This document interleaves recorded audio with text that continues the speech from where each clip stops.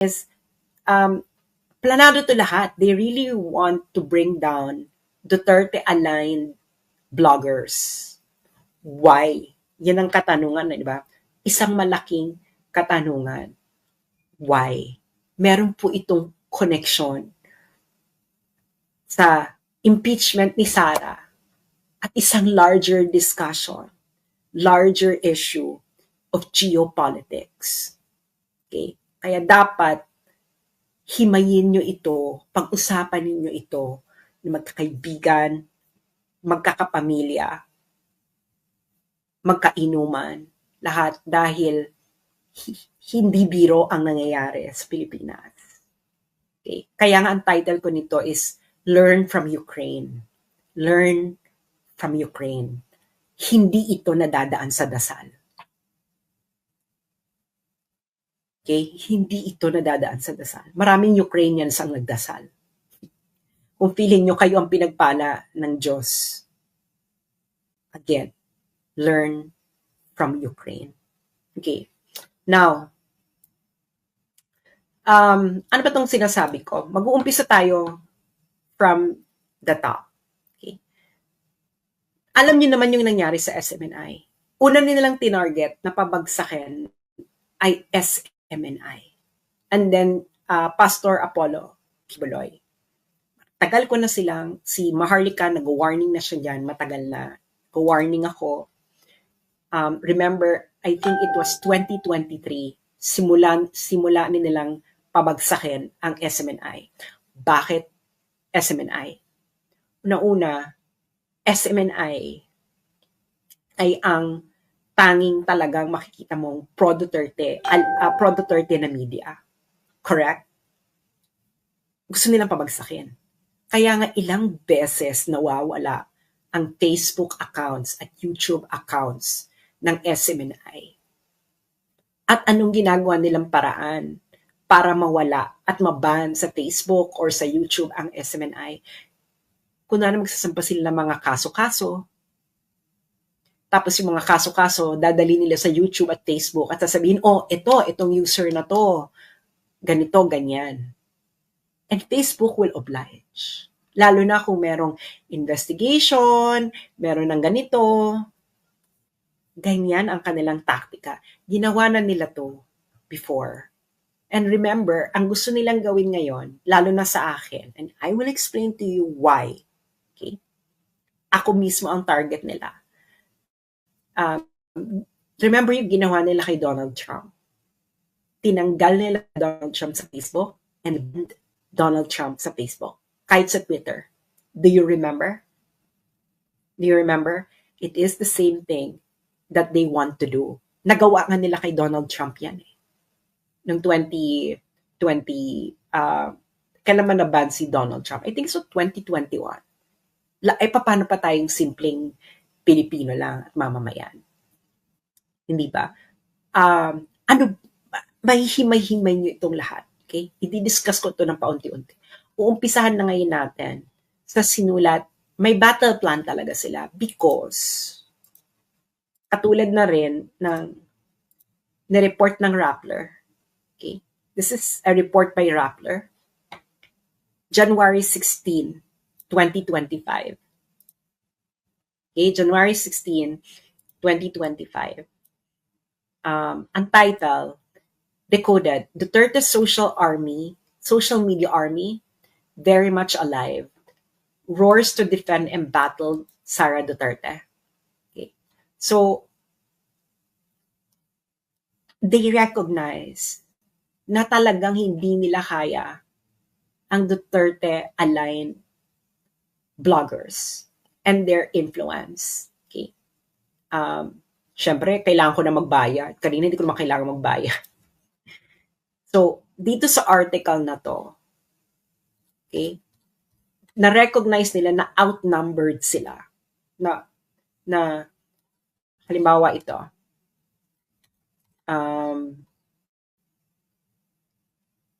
at this point though, the Duterte network seems to have the upper hand in dominating the discussion on Facebook. Okay. Ayan ang kanilang recognition na nagdo-dominate ang mga Duterte supporters, Duterte bloggers, tayo ang nagdo-dominate sa Facebook. Okay? And then, syempre, sino ang special mention nila dito na blogger? Ako. Okay? Ako yung kanilang special mention. So, you know that there is a target behind my back. At Rappler yung naglalagay na ako talaga yung pinangalanan nila doon. That's not a coincidence, no? That's not a coincidence. Bakit? Ang Rappler po ay isa po ito sa mga recipient ng National Endowment for Democracy grant or NED. Grant recipient sila niyan. Si Maria Ressa ay official ng NED. Okay, papakita ko sa inyo. Para with tama? NED. Nobel Peace Prize winner Maria Ressa joins World Movement for Democracy at NED as chairperson. So, na-appoint siyang chairperson sa National Endowment for Democracy. October 3, 2022. Okay. Alam niyo na. Alam niyo na. Okay. Now, ano ba yung NED? Okay. Siyempre, ang uunahin na muna natin is isang discussion of NED or National Endowment for Democracy ng isang galing mismo sa United States. Okay? Siyempre, doon muna tayo mag-uumpisa kung ano tong NED. Binatikos na rin ni Elon Musk before itong NED, pero hindi pa niya itong magalaw, yung NED. Ang nagagalaw pala niya is USAID. Okay. So, halimbawa ito, noong February 3, 2025, Elon Musk, sabi niya, NED is a scam. Pero hindi pa niya magalaw. Bakit mahirap itong galawin ni Elon Musk? Dahil, pakishare muna yung mga karating lang habang hinahanap ko pa yung renewal. Yung mga nagre-content, anuhin nyo na lang ito, video capture nyo na lang din bago kayo mag-antay na matapos ito. Okay. So, ito ay sinulat ng Center for Renewing America. So, sino ba itong Center for Renewing America? This is an American NGO. Okay. And this is based in the United States. Asan ba ang contact nito? Who we are. Okay, so it is a NGO based in the United States, and ang office nila ay ano nakalagay na office, but this is a base in the United States. Okay. Now, meron silang sinulat about National Endowment for Democracy. Okay. So, ang nagsulat nito is a CRA staff, Center for Renewing America, the National Endowment for Democracy, and an NGO system actively undermining America. NGOs have become the vanguards of progressive orthodoxies. Many of these quasi-independent organizations fuel woke and weaponized ideologies and a whole-of-society approach that steers government resources towards radical progressive priorities. So, this is an American organization, ha? Sila lang nagdi-discuss. So, sino tong NED? Okay, NED, National Endowment for Democracy. It was created in 1983. At the height of the Cold War, NED was conceived by former CIA Director William Casey and former CIA operative Walter Raymond Jr. Ibig sabihin, binuo siya ng CIA nung Cold War. Para saan? Okay? Kasi, itong ginagawa ng CIA, may secret. Meron ding hindi secret. Yung hindi secret na ginagawa ng CIA, ang gumagawa nun, National Endowment for Democracy para magmukha siyang legitimate. So anong ginagawa ng NED, National Endowment for Democracy, para magmukha siyang legitimate na work sa ibang bansa, hindi siya espionage? NED accomplishes this through the dispersal of grant monies to favored and well-connected interests abroad. This dynamic purportedly allows activities to maintain an air of independence from official US government actions. So, ibig sabihin, nagpa-fund, kunwari, hindi US government yung nagpa-funding. Pero ang nagpa-funding talaga ng National Endowment for Democracy is US government. So, magpa-fund ngayon sila ng mga NGOs. Okay. So, anong connection? Meron ditong discussion, yung Center for Renewing America, nang ginawa ng NED. Okay?